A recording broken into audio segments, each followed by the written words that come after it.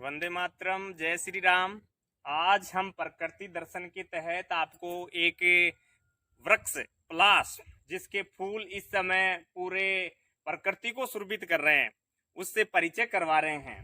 आप देख रहे हैं यहाँ पर ये जो पलाश का वृक्ष है, ये फूलों से सुसज्जित हो रहा है और ये फूल अपनी रंग बिरंगी छटा से सबके मन को सुरभित कर रहे हैं। पलाश पलाश के कई सारे नाम हैं। अगर हम हिंदी में कहें तो ढाक, टेसु, केंसु के, त्रिपर्ण, सुवर्ण, क्षार श्रेष्ठ, ब्रह्म पादप, ये आदि नामों से जाना जाता है। अंग्रेजी के अंदर इसको कहते हैं bastard teak, parrot tree, butea gum और साथ ही बंगाल किन्नो, इस नाम से ये जाना जाता है। अभी इन दिनों हम दूर से देखते हैं तो ये ऐसे लगता है जैसे कहीं जंगल में आग लगी हुई हो, तो इस वजह से इसको फ्लेम ऑफ द फायर यानी जंगल की ज्वाला या जंगल की आग के नाम से भी जाना जाता है।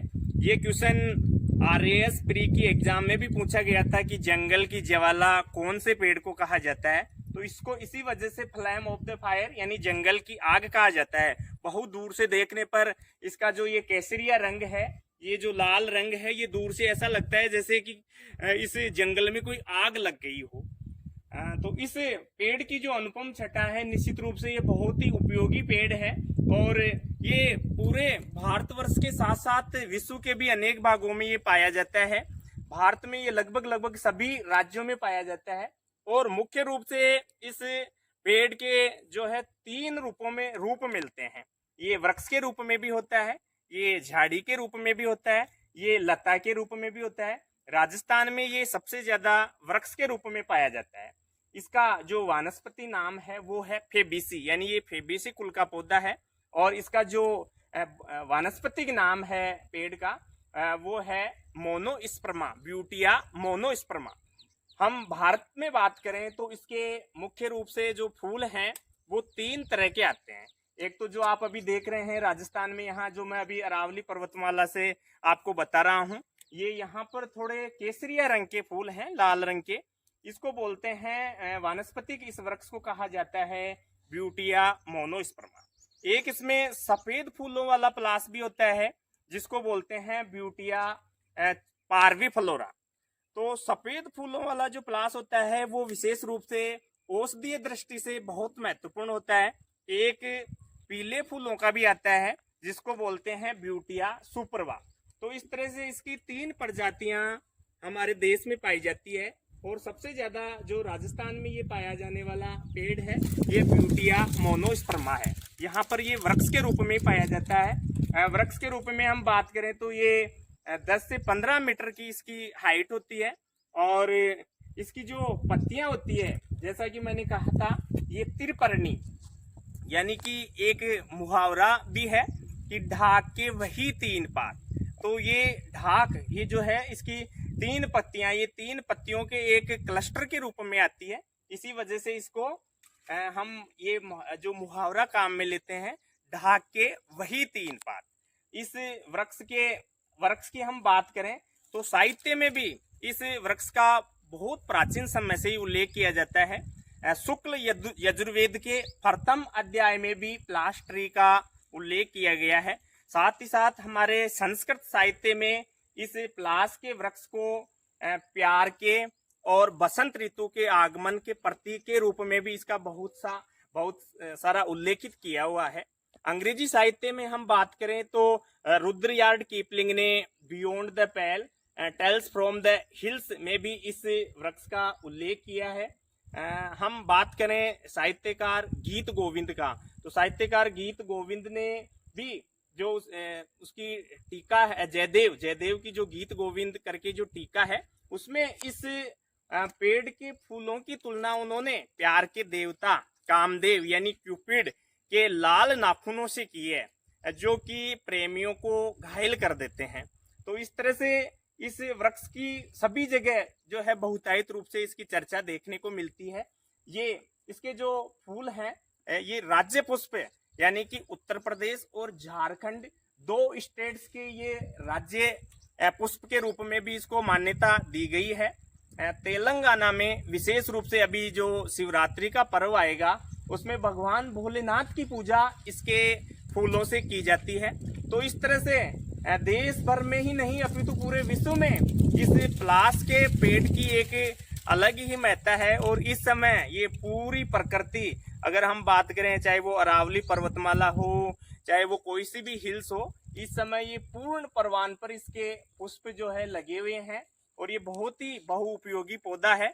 हम इसकी उपयोगिता की दृष्टि से यदि हम बात करें तो इसकी जो छाल होती है इस पेड़ की, वो भी औषधीय दृष्टि से भी बहुत उपयोगी है। इस पेड़ की जो जड़ है वो जड़ दर्दनाशक दवाइयां बनाने में, अर्श में, वर्ण में, और साथ ही साथ जो अल्सर संबंधी समस्याएं होती है उसमें इसकी जड़ का पाउडर काम में आता है। इसकी जड़ में एक विशेष प्रकार का रेशा पाया जाता है। वो रेशा जहाज के जो पटरे होते हैं, उन जहाज के पटरों में कोई दरारें हैं तो उन दरारों को भरने के काम भी आता है। साथ ही साथ इस पेड़ की टहनियों से इनको उबाल करके खत्ता तैयार किया जाता है। यानी इस खत्ते, ये खत्ता भी बहुउपयोगी होता है। इसमें गोंद भी निकलता है, तो इसका गोंद और खत्ता भी औषधीय दृष्टि से बहुत महत्वपूर्ण होता है, जो बहुत सारी शारीरिक व्याधियों में काम आता है।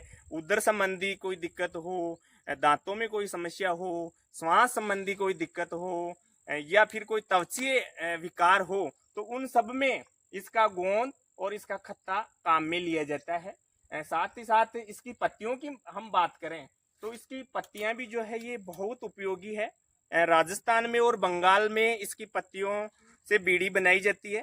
साथ ही साथ राजस्थान में इसकी जो पत्तियां हैं वो पातल बनाने के काम भी आती है। पातल दोनों में जो है इसका प्रयोग किया जाता है, जो एक तरह से इको फ्रेंडली भी है, क्योंकि प्लास्टिक के यूज से हमें बचना चाहिए।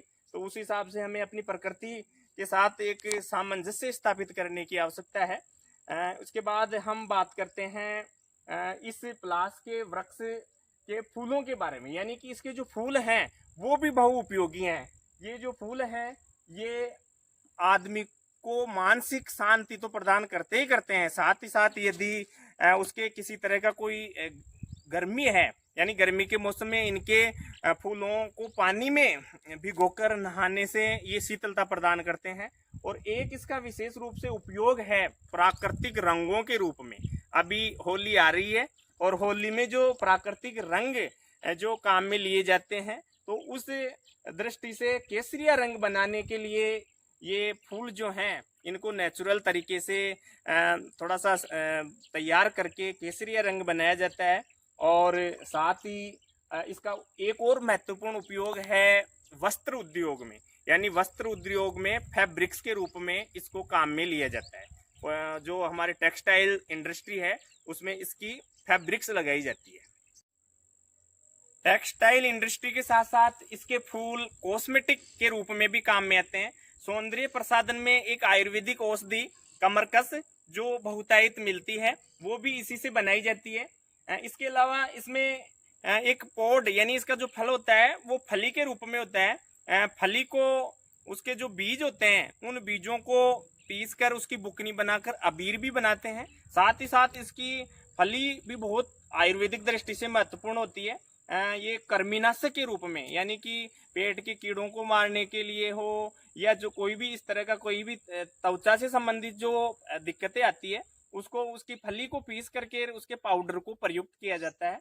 तो इस तरह से ये पलाश का एक बहुत ही उपयोगी पौधा है। हमें हमारी इस प्रकृति का संरक्षण करना चाहिए। निश्चित रूप से मैं दो पंक्तियां फूलों के लिए कहना चाहूंगा कि फूल सदा हंसते रहते हैं, फूल सदा हंसते रहते हैं, खिल खिल कर जरते हैं, खिल खिल कर जरते हैं, अपनी रंग बिरंगी छटा से, अपनी रंग बिरंगी छटा से, अपने तन से, मन से और अपने निज जीवन से सारे जग को सुरभित करते हैं, सारे जग को सुरभित करते हैं। फूल सदा हंसते रहते हैं, फूल सदा हंसते रहते हैं, सदा सदा रहो हिल मिलकर, सदा रहो सब हिल मिलकर, जियो सदा सबको सुख देकर, फूल यही सदा हमसे कहते हैं, कष्ट सहो जीवन में हंसकर, फूल यही हमसे कहते हैं, फूल यही हमसे कहते हैं। तो निश्चित रूप से हमारी जो प्रकृति की सुंदरता बिखरी पड़ी है, उसको जरूरत है उसकी भव्यता का आनंद लेने के लिए, उसकी सुंदरता को जो है आलोकित करते हुए हमें ज्यादा से ज्यादा पेड़ लगाना, और जो पेड़ लगे हुए हैं इन पेड़ों की सुरक्षा करना, ये हमारा महत्वपूर्ण दायित्व होना चाहिए। सर्वत प्रकृति मानव संगतम, संगतम खलु साधनम, तत्व धर्म धारकम, सत्व पालन कारकम, वारि वायु व्योम वही जियागतम, शाश्वतम प्रकृति मानव Sangtam. The relationship between human being and omnipotent nature is all eternal. All the elements as water, wind, sky, fire and earth are verily the holder and nourisher of creatures. So let's pledge all together to protect the nature and environment in a perfect harmony. यानी हमें इन सब पेड़ों से हम बहुत सारी चीजें सीखते हैं। मैंने पहले भी बताया था कि पेड़ों से हम सीखते हैं ऊंचाई को छूना, फूलों से हम सीखते हैं दूसरे के जीवन में रंग भरना, और शाखाओं से हम सीखते हैं एक दूसरे को सहारा देना। कांटों से, पेड़ों के कांटों से हम सीखते हैं संभल संभल कर चलना, संघर्षों से मुकाबला करना। फूलों की कलियों से, यानी जो पेड़ों की कलियां हैं, कलियों से हम सीखते हैं मुस्कुरा कर जीना। पेड़ों के पत्तों से हम सीखते हैं झूम कर गाना। तो इस तरह से इस प्रकृति में जितने भी जो ऑब्जेक्ट हैं, चाहे वो पहाड़ी हो, चाहे वो पर्वत हो, चाहे वो नदियां हो, चाहे वो झरने हो, ये सब किसी न किसी रूप में अपनी इस भव्यता से सबके जीवन को सुरभित करते हैं। तो अब हमारा यही दायित्व होना चाहिए कि हम इस प्रकृति का भरपूर आनंद लें और सब मिलकर ज्यादा से ज्यादा पेड़ लगाएं और इनकी सुरक्षा करें। जय हिंद, वंदे मातरम।